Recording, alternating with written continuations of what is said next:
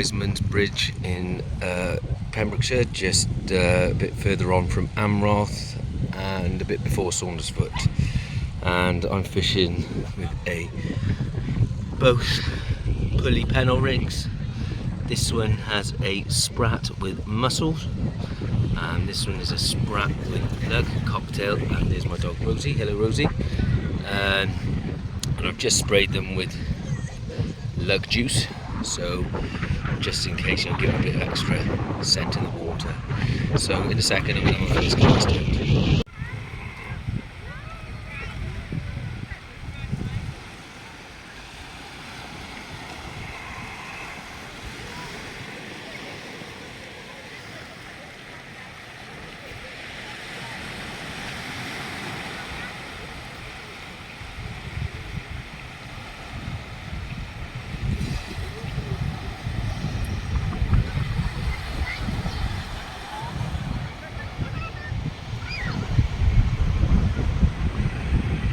Right, no bites yet, but the tide's coming in relatively quickly. High tide is not for another couple of hours.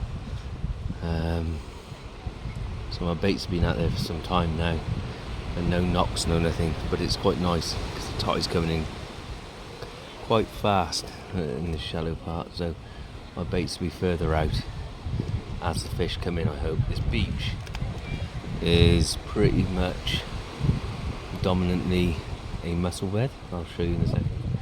And where I'm fishing is just in between a small little gap between these rocks, which are just loaded with mussels and cockles and winkles.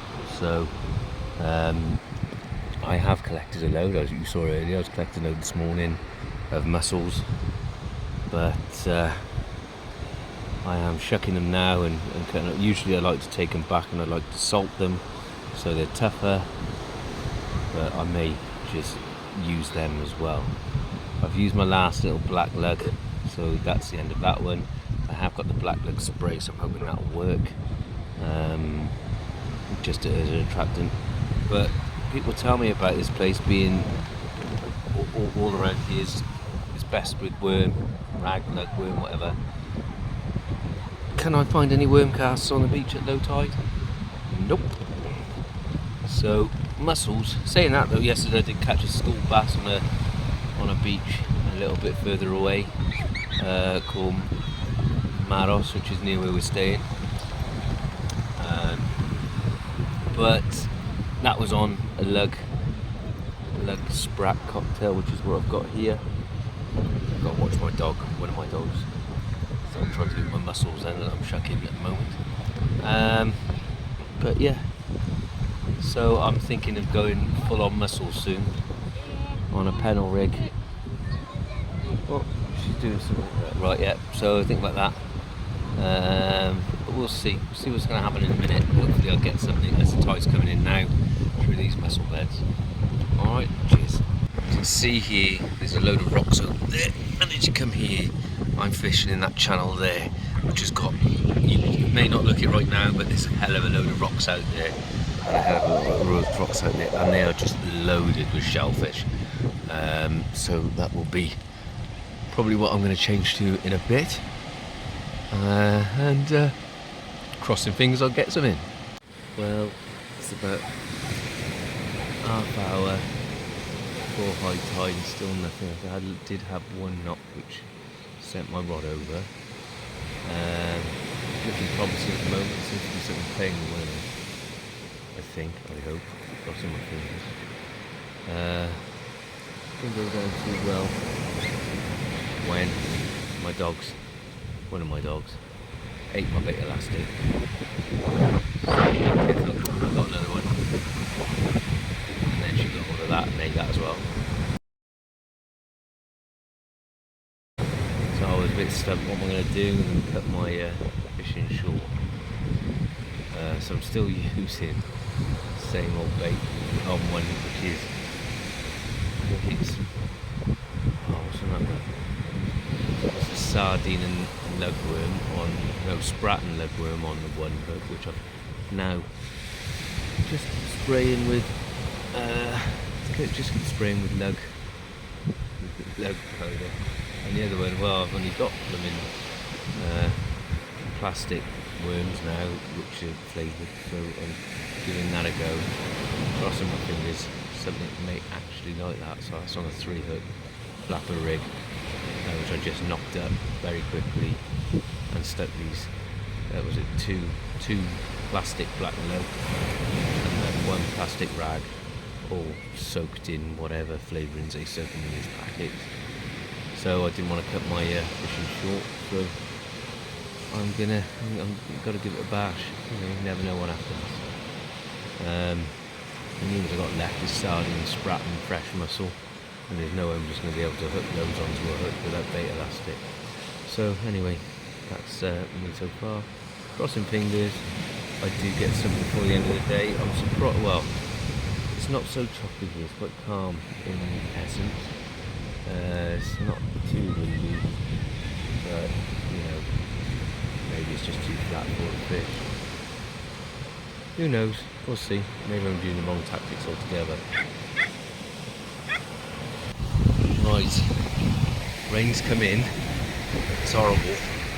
It's that really fine misty rain that causes all sorts of problems. Yeah, high tide now. I'm still persevering with no joy. But I'll tell you what, from Pendine, Morfa, Maros, and here, there seems to be a hell of a lot of Portuguese man of war kicking about. So yeah, it's a right old one actually. I don't know why there are so many about, but yeah, there seems to be a load of them. Yeah. And right in front of me, washed up, a Portuguese man of war, not looking as healthy as some of the ones I've seen. There's also been others. I found a dead porpoise on one beach. My wife has found a dead seal on one beach. We've had a seal out here earlier. That probably doesn't help with the fishing. The fact they've got no bait elastic anymore doesn't help with the fishing.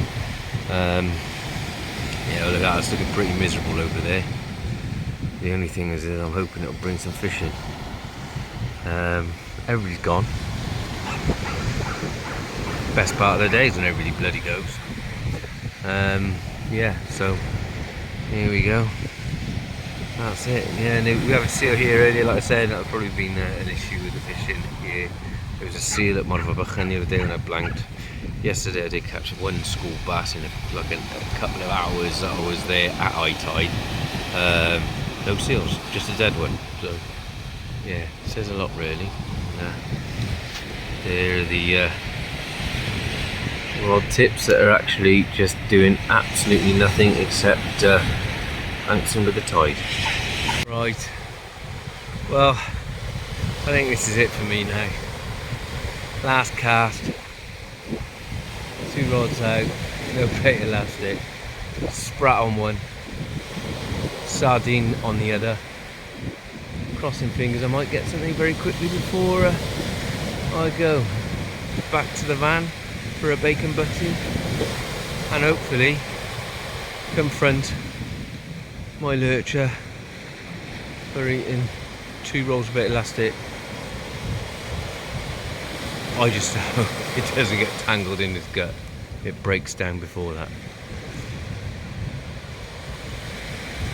Be interesting when he goes to the toilet later. Sheep.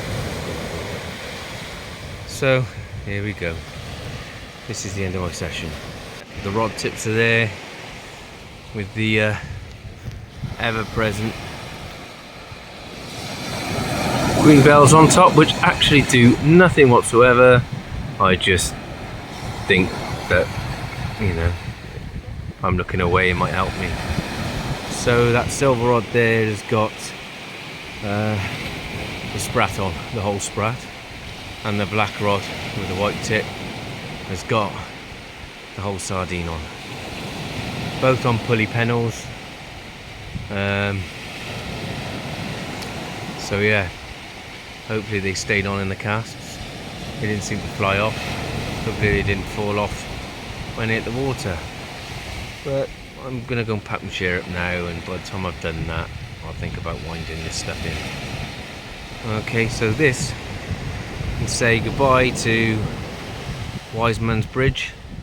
That over there is a pub. And then you've got a stream just in front of us there. You can see the outflow box there, and there's a slip that comes down to there, and I'm fishing here between a pile of rocks here with a big mussel bed on, and rocks here with a big mussel bed. Right in front of me it's patchy, but just directly to the left, exactly there, where I'm pointing there's a shed ton of rocks with a mussel bed. It should produce, there should be no reason why not. Just a point of reference, just over there is Saundersfoot, and just you can see the island over there. Just before that is Tenby. Like I said, I'm at Wisemans Bay. Over here you can, I don't think you can see it, but let's see if I can just zoom in a bit there. That about there is Amroth, and if you keep going around you've got Morfa Bychan, not Morfa, Maros, followed by Morfa Bychan.